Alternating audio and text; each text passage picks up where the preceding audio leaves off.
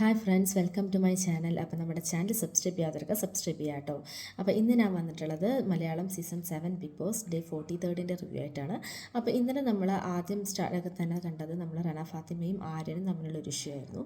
നമ്മൾ സൺഡേ എപ്പിസോഡിൽ ലാസ്റ്റ് നമ്മൾ കണ്ടിരുന്നു റന ഫാത്തിമ ആര്യൻ്റെ ബെഡിൽ ആര്യനെ ജസ്റ്റ് ഒന്ന് ഇതാക്കാൻ വേണ്ടിയിട്ട് പറ്റിക്കാൻ വേണ്ടി കിടക്കുകയായിരുന്നു. പക്ഷെ അപ്പോഴേക്കും ആര്യൻ ആ കിടക്കുന്നത് ആര്യൻ അത്ര ഇഷ്ടപ്പെടാത്തതുകൊണ്ടായിരിക്കാം മേ ബി ആര്യൻ ആ ബെഡിൽ വന്ന് കുത്തി ഇങ്ങനെ റന ഫാത്തിമേനെ പേടിപ്പിക്കുന്ന പോലെ എടുത്ത് കണ്ടിരുന്നു. എന്നിട്ട് അപ്പോഴേക്കും റന ഫാത്തിമ ഭയങ്കര പേടിച്ച് കരയുന്നതും എന്താ പറയുക, അതേപോലെ പിന്നീട് അനുമോളോടൊക്കെ പറയുന്ന പോലെ നമ്മളൊരു എപ്പിസോഡ് കണ്ടിരുന്നു. അപ്പോൾ അത് തന്നെ എന്താ പറയുക, അതൊന്ന് ക്ലാരിഫൈ ചെയ്യാൻ വേണ്ടിയിട്ട് ഇന്നലത്തെ എപ്പിസോഡിൽ സ്റ്റാർട്ടിങ്ങിൽ തന്നെ റന ഫാത്തിമ ചോദിക്കുകയാണ് ആര്യനോട് എന്തിനാണ് അങ്ങനെ ചെയ്തത്. അപ്പോൾ ആര്യൻ പറയുന്നുണ്ട് ജസ്റ്റ് ഞാൻ ജോക്കിങ് ചെയ്തതാണ്. കാരണം നമ്മൾ മിക്ക എപ്പിസോഡിലും കണ്ടിട്ടുണ്ട് സ്റ്റാർട്ടിങ്ങിൽ തന്നെ റന ഫാത്തിമയും അതേപോലെ ആര്യനും ഷൈത്തിയും പിന്നെ ജിസയിൽ ഇവരെല്ലാവരും നല്ലൊരു ഫ്രണ്ട്സ് ആയിരിക്കുമ്പോൾ ഇവർ കൂട്ടത്തോടെ ഇരുന്ന് സംസാരിക്കുന്നതും ഇത് അത്രയും അറ്റാച്ച് ഇരിക്കുന്നതും എല്ലാം നമ്മൾ കണ്ടിട്ടുണ്ട്. അപ്പോൾ ആ ഒരു ഇതിനകത്തായിരിക്കാം മേ ബി ചിലപ്പോൾ ആര്യൻ അങ്ങനെ ഒരു ആക്ട് ചെയ്തത്, ജസ്റ്റ് ഒന്ന് പേടിപ്പിക്കാൻ അല്ലെങ്കിൽ ജസ്റ്റ് ഒരു കളിയായിട്ട് ചെയ്തത്. പക്ഷെ അപ്പോഴേക്കും റന ഫാത്തിമ അപ്പോഴേക്കും അത് വലിയൊരു ഇഷ്യൂ ആക്കി. മേ ബി എനിക്കറിയില്ല ഇനിയിപ്പോൾ അവർക്ക് അതൊരു ഗെയിം പ്ലാൻ ആണോ എന്താണോ എന്നുള്ളത്. കാരണം എൻ്റെ പേഴ്സണൽ ഒപ്പീനിയനിൽ എനിക്കതൊരു ഇഷ്യൂ ആക്കേണ്ട ആവശ്യമില്ല എന്ന് എനിക്ക് തോന്നി. കാരണം അവർ ഓൾറെഡി നല്ല ഫ്രണ്ട്സാണ്. അപ്പോൾ ഇത്രയും പേടിച്ച് കരയേണ്ട ഒരു ആവശ്യമുണ്ടോ എന്ന് എനിക്കറിയില്ല. കാരണം ഇപ്പോൾ കുറച്ചായിട്ട് എനിക്ക് തോന്നുന്നു റന ഫാത്തിമ ഇവരുടെ ഒരു ഗ്രൂപ്പിൽ നിന്ന് മാറി. ഇപ്പോൾ ആദ്യത്തെ എപ്പിസോഡിലൊക്കെ ആദിലും നൂറി അനുമോളും ഇവരൊക്കെ ആയിട്ട് ഭയങ്കര അടിയും ഇഷ്യൂസും ആയിരുന്നു. ഇപ്പോൾ അവരോടാണ് കൂടുതൽ റന ഫാത്തിമ ഇരിക്കുന്നത്. ഇവരുടെ അടുത്ത് ഇപ്പോൾ ആര്യൻ്റെ ഒപ്പാണെങ്കിൽ അക്ബറിൻ്റെ ഒപ്പാണെങ്കിൽ ജസീൻ്റെ ഒപ്പാണെങ്കിൽ ഇപ്പോൾ അങ്ങനെ ഇരിക്കുന്നത് നമ്മൾ കാണാറില്ല. അതുപോലെ തന്നെ ബിന്നിയും അധികം ഞാൻ ശ്രദ്ധിച്ചിട്ടുള്ളത് ബിന്നിക്ക് അങ്ങനെ ഒരു ഇതില്ല. ഇടയ്ക്ക് അനുമോൾ ഈ ഗാങ്ങിൽ ഒപ്പിരിക്കും, പിന്നെ ചില സമയത്ത് അക്ബർ, ഷാനവാസ്, ജിസൈൽ ഇവരുടെ ഒപ്പം നിൽക്കും. ചില സമയത്ത് ആര്യൻ, ജിസൈൽ അങ്ങനെ അവരുടെ ഒപ്പം ഇരിക്കും. അപ്പോൾ പറഞ്ഞ പോലെ ബിന്നി ഇതേപോലെ തന്നെ ഈ കാലുമാറി കളിക്കുക എന്ന് പറഞ്ഞ പോലെ ഓരോ സമയത്ത് ഓരോ ഗ്രൂപ്പാണ്. അപ്പോൾ അതിൻ്റെ ഒപ്പം തന്നെയാണ് അധികം റന ഫാത്തിമയും. ഇപ്പോൾ അങ്ങനെയാണ് ഒരു ട്രെൻഡ് ഞാൻ പല എപ്പിസോഡിലും ശ്രദ്ധിച്ചിട്ടുള്ളത്. അപ്പോൾ അത് ആവശ്യമില്ലാത്തൊരു ഇഷ്യൂ ആയ പോലെ തോന്നി. എന്താണെങ്കിലും ആര്യൻ അത് കഴിഞ്ഞിട്ട് റന ഫാത്തിമയോട് സോറി പറയുന്നുണ്ട്, ഇത് ഇത്ര വലിയ ഇഷ്യൂ ആക്കേണ്ട ആവശ്യമില്ല എന്നൊക്കെ പറഞ്ഞിട്ട് സോറിയൊക്കെ പറയുന്നുണ്ട്. പിന്നെ ആ ഇഷ്യൂ അവിടെ വിട്ടു. പിന്നെ അത് കഴിഞ്ഞ് പിന്നെ നമ്മൾ കണ്ടത് വീണ്ടും ഫുഡിൻ്റെ ഇഷ്യൂ ആണ്. ഒരു മല്ലിയിലയുടെ പേരിൽ എനിക്ക് മനസ്സിലാവുന്നില്ല, ഈ ചെറിയൊരു മല്ലിയിലേക്ക് ഇതിനൊക്കെ എന്തിനാണ് ഇതിന് വലിയ ഇഷ്യൂ ഉണ്ടാക്കുന്നത് എനിക്ക് മനസ്സിലാവില്ല. ഇവരാരും ഫുഡ് കാണാത്ത വീട്ടിൽ നിന്നൊന്നും വരുന്നതല്ലല്ലോ.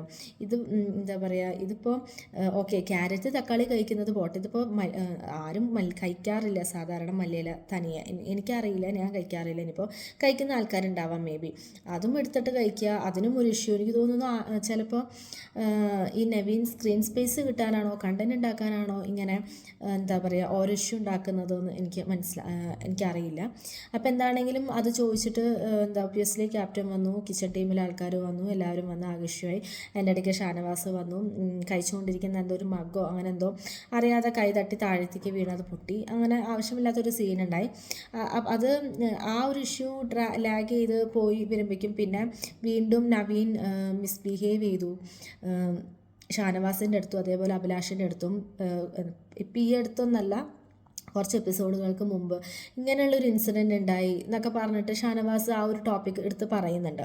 അപ്പോൾ ഷാനവാസിന് അങ്ങനെ ഒരു ഡിസ്കംഫേർട്ട് ഉണ്ടെങ്കിൽ ഷാനവാസ് അന്നേ പറയണമായിരുന്നു. അതിങ്ങനെ ലാഗ് ചെയ്ത് ഇപ്പം ഈ സമയത്ത് പറയേണ്ട ആവശ്യമുണ്ടോ എന്ന് എനിക്കറിയില്ല. ചിലപ്പോൾ മേ ബി ഒരു ഇഷ്യൂ ഉണ്ടാക്കണ്ട, ഒരു കണ്ടൻറ് ഉണ്ടാക്കണ്ട എന്ന് വിചാരിച്ചിട്ട് ചിലപ്പോൾ മറിച്ചതായിരിക്കാം. കാരണം ഒരാളല്ല രണ്ട് മൂന്ന് പേര് പറയുന്നു എന്ന് പറയുന്നു. പക്ഷേ എനിക്കറിയില്ല ഇനിയിപ്പോൾ എന്താ പറയുക, അവസാനം ഇങ്ങനെയുള്ള ഇഷ്യൂ എന്താണെങ്കിലും നവീനായിട്ടൊരു ഇഷ്യൂ വന്നിട്ടുണ്ട്.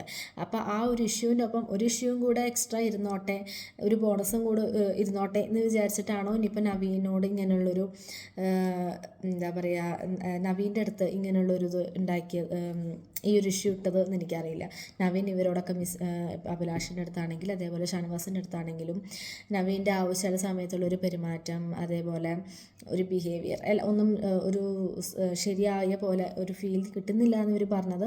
ഇനിയിപ്പോൾ അതിൻ്റെ ഒപ്പം ഒരു ബോണസായിട്ട് ഇത് ഇരുന്നോട്ടെ എന്ന് വിചാരിച്ചിട്ടാണോ എന്ന് എനിക്കറിയില്ല. എന്താണെങ്കിലും കാണുന്ന നമുക്കും അത്രയ്ക്ക് എനിക്ക് കാണുന്ന ഓഡിയൻസിനാണെങ്കിലും അങ്ങനെയുള്ള ഒരു ഇഷ്യൂ ഇൻസിഡൻറ്റോ കണ്ടിട്ടുണ്ടാവില്ല. കാരണം ഞാൻ പേഴ്സണലി കണ്ടിട്ടില്ല, ടെലികാസ്റ്റും ചെയ്തിട്ടില്ല എന്ന് തോന്നുന്നു. ഇനിയിപ്പോൾ ആ വീട്ടിനകത്ത് അറിയില്ല എങ്ങനെയാണെന്നുള്ളത്. അതാണ് ഒരു ഇൻസിഡൻറ്റ് കണ്ടത്. എന്താണെങ്കിലും ഇതെല്ലാം എന്താണെങ്കിലും ലാലേട്ടൻ ഈ എപ്പിസോഡിൽ വന്നിട്ട് ഡിസ്കസ് ചെയ്യാൻ എന്താണെങ്കിലും ചാൻസ് ഉണ്ട്.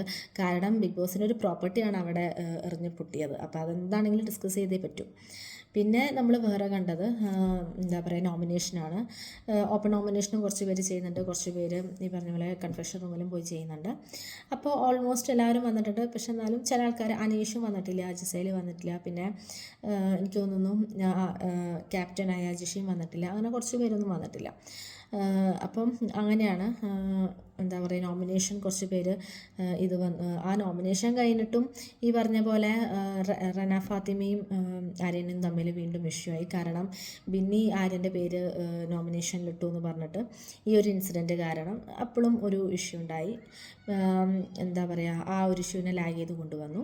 പിന്നെ നമ്മൾ കണ്ടത് ക്യാപ്റ്റൻസി ടാസ്ക്കാണ്. ക്യാപ്റ്റൻസി ടാസ്കിൽ 3 പേര് നന്നായി ചെയ്തിട്ടുണ്ട്. റന ഫാത്തിമയാണെങ്കിലും ഒനിയിലാണെങ്കിലും ജിഷനാണെങ്കിലും നന്നായി ചെയ്തിട്ടുണ്ട്. എനിക്കതിന് ഒനിയിൽ ഏറ്റവും ഓൾമോസ്റ്റ് എല്ലാ വീക്കിലും ക്യാപ്റ്റൻസി നോമിനേഷനിൽ ഒനിയിൽ വന്നിട്ടുണ്ട്. പക്ഷേ ഒനിയിലിൻ്റെ ബാഡ് ലക്കാണോ ടൈമിങ് കുറവായതാണോ എന്തോ അറിയില്ല, ഇത്തവണയും ഒനിയിൽ ഫെയിലായിപ്പോയി. ജിഷിൻ നന്നായി ചെയ്തു. എനിക്ക് തോന്നുന്നു ജിഷൻ കഴിഞ്ഞ ആഴ്ചത്തെ അഭിലാഷിൻ്റെ ക്യാപ്റ്റൻസിനെ പോലെ തന്നെ ജിഷിൻ്റെ ക്യാപ്റ്റൻസി നന്നാവാം എന്ന് എനിക്ക് പേഴ്സണലി ഫീൽ ചെയ്യുന്നു. കാരണം ജിഷിൻ അത്യാവശ്യം നല്ലപ്പോൾ ഒരു ആക്റ്റീവ് ആയിട്ടുണ്ട്. പിന്നെ ആദ്യത്തെ ഒരു ആഴ്ചനെക്കാട്ടിലും ജിഷിൻ നന്നായിട്ട് ഇമ്പ്രൂവ് ആയിട്ട പോലെ എനിക്ക് തോന്നി. ആ ഒരു ഗെയിം സ്പിരിറ്റ് ആണെങ്കിലും പിന്നെ യൂസ് ചെയ്ത വാക്കുകളാണെങ്കിലും എല്ലാം ജിഷിൻ നന്നായിട്ട് ഇമ്പ്രൂവ് ആയ പോലെ എനിക്ക് തോന്നി. കാരണം ഫസ്റ്റ് വീക്കിലൊക്കെ അനീഷിനോടൊക്കെ ഒരു ഇതായിരുന്നു, പക്ഷെ ഇപ്പോൾ അനീഷിനോടൊക്കെ അത്യാവശ്യം നന്നായിട്ടാണ് സംസാരിക്കുന്നതും കാര്യങ്ങളൊക്കെ. അപ്പോൾ ഈ വീക്കാണ് നന്നായി ചെയ്യുന്നു എനിക്ക് തോന്നുന്നു. കാരണം ഇന്നലത്തെ എപ്പിസോഡ് നമ്മൾ ടീം ഡിവൈഡ് ചെയ്യുന്നതെല്ലാം നമ്മൾ കണ്ടു. ബിഗ് ബോസ് പ്ലസ്സിൽ ഓരോരുത്തർക്കും ഓരോരോ ടീം പുതിയ പുതിയ മാറ്റങ്ങൾ കൊണ്ടുവരികയായിരിക്കാം. അപ്പോൾ അത് എക്സ്പെക്റ്റ് ചെയ്യുന്നു ഞാൻ, നല്ലൊരു ക്യാപ്റ്റൻസി ആയിരിക്കാം എന്നുള്ളത്. അപ്പോൾ ഇതൊക്കെയാണ് ഇന്നലത്തെ എൻ്റെ എപ്പിസോഡിൻ്റെ റിവ്യൂ. പിന്നെ ഇന്നത്തെ ലൈവ് ഞാൻ കുറച്ച് കണ്ടിരുന്നു. ബിബി ഹോട്ടലാവാൻ പോവുകയാണ്, ബിബി ഹൗസ്. അപ്പോൾ അതിനകത്ത് നമ്മുടെ ശോഭ വരുന്നുണ്ട്. പിന്നെ അതേപോലെ തന്നെ നമ്മുടെ ഫസ്റ്റ് സീസണിൽ ഉണ്ടായിരുന്ന ഒരാളും വരുന്നുണ്ട്. അപ്പോൾ നമുക്ക് ഇന്നത്തെ എപ്പിസോഡ് എൻ്റെ റിവ്യൂ ആയിട്ട് ഞാൻ നാളെ വരാം. അപ്പോൾ നമ്മുടെ ചാനൽ സബ്സ്ക്രൈബ് ചെയ്യാത്തവരൊക്കെ സബ്സ്ക്രൈബ് ചെയ്യാം കേട്ടോ. അപ്പോൾ ഇത്രയേ ഉള്ളൂ, ബൈ.